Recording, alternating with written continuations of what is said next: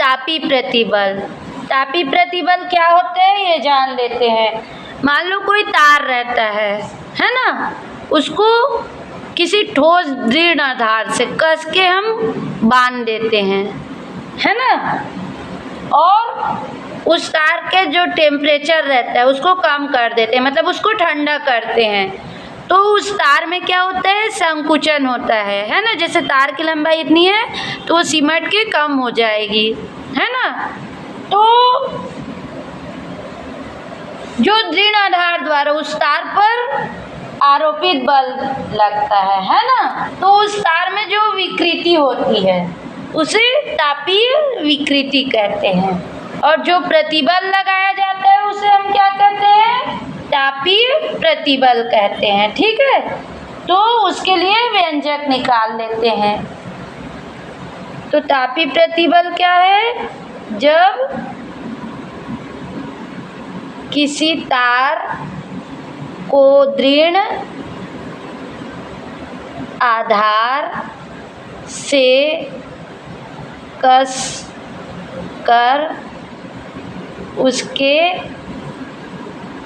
ताप को कम किया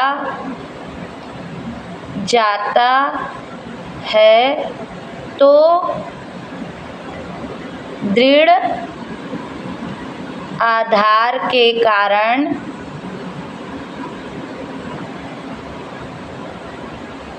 उसमें संकुचन होता है। मतलब वो क्या होता है, सिकुड़ जाता है ना। किस कारण होता है, उसके दृढ़ आधारों के कारण।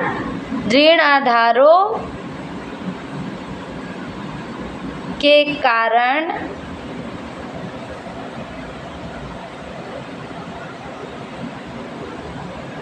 तनाव बल आरोपित होता है, और जो तार में संकुचन होता है उसे तापीय विकृति, और जो तार पर दृढ़ आधार द्वारा प्रतिबल लगता है, जो प्रतिबल लगता है उसे तापीय प्रतिबल कहते हैं।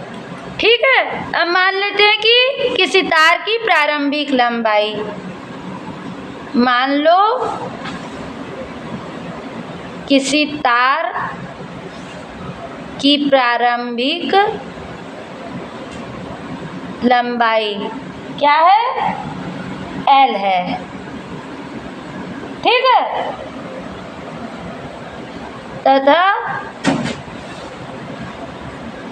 तथा उसके अनुप्रस्थ काट का क्षेत्रफल A है। ठीक है,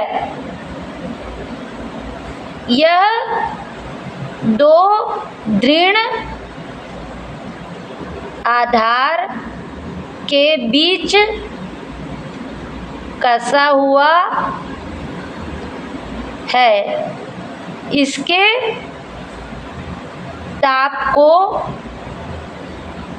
कम करने पर इसके लंबाई में कमी, यहाँ कैपिटल L ले लेते हैं, सॉरी, है ना, स्मॉल l की हो जाती है। ठीक है, अब जो तार है उसका रेखीय प्रसार गुणांक क्या है, अल्फा हो। तार का रेखीय प्रसार गुणांक अल्फा हो, तो रेखीय प्रसार गुणांक से। क्या होगा? रेखीय प्रसार गुणांक से। रेखीय प्रसार गुणांक बराबर क्या होता है? रेखीय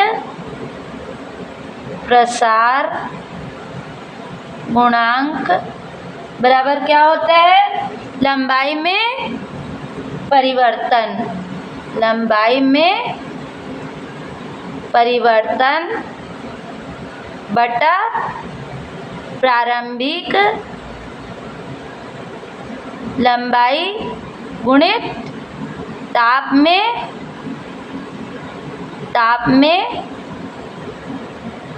परिवर्तन। ठीक है, तो क्या है यहाँ से? रेखीय प्रसार गुणांक को किससे दर्शाते हैं? हम जानते हैं ना, अल्फा से, है ना। यहाँ पर अल्फा है ना, रेखीय तार का रेखीय प्रसार गुणांक। लंबाई में परिवर्तन क्या हुआ? स्मॉल एल का। ठीक है, और प्रारंभिक लंबाई क्या है? Capital L. और ताप में परिवर्तन मान लो डेल टी है। ठीक है, तो ये क्या आ गया हमारा? एल बाई एल कर दिए equal to alpha del T. ये क्या हो गया? विकृति, है ना। विकृति क्या होता है? लंबाई में परिवर्तन बटा प्रारंभिक लंबाई बराबर विकृति होता है। इसलिए विकृति बराबर अल्फा डेल टी। ठीक है, परंतु यंग प्रत्यास्थता गुणांक बराबर क्या होता है? यंग प्रत्यास्थता गुणांक गामा इक्वल टू यंग प्रत्यास्थता गुणांक बराबर तापीय प्रतिबल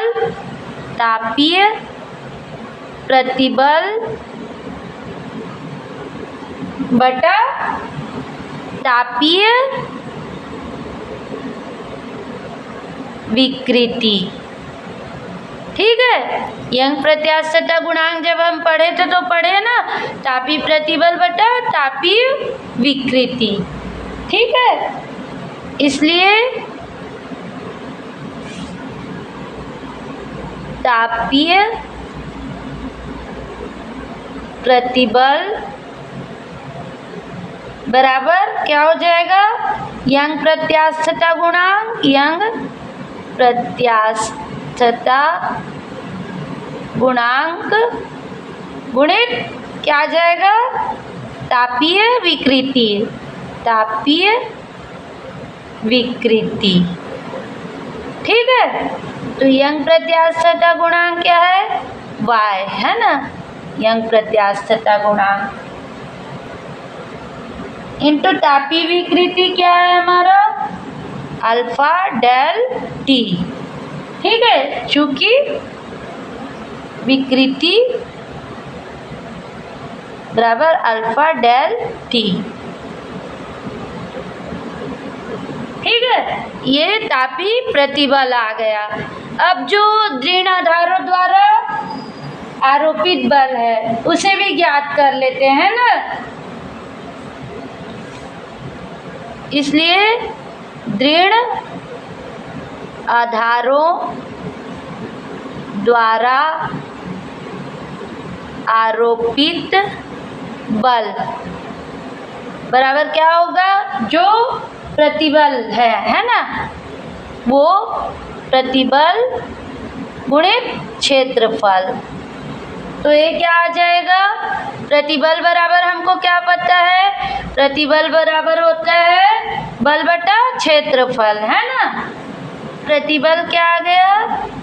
y अल्फा डेल टी। तार के अनुप्रस्थ काट का क्षेत्रफल a। ठीक है, और प्रतिबल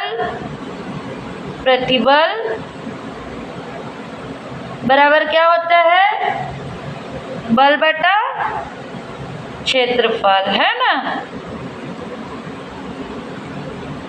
ठीक, तो ये आ गया, ये है ना। तो दृढ़ आधारों द्वारा आरोपित बल F बराबर क्या आ गया? y अल्फा डेल टी ए।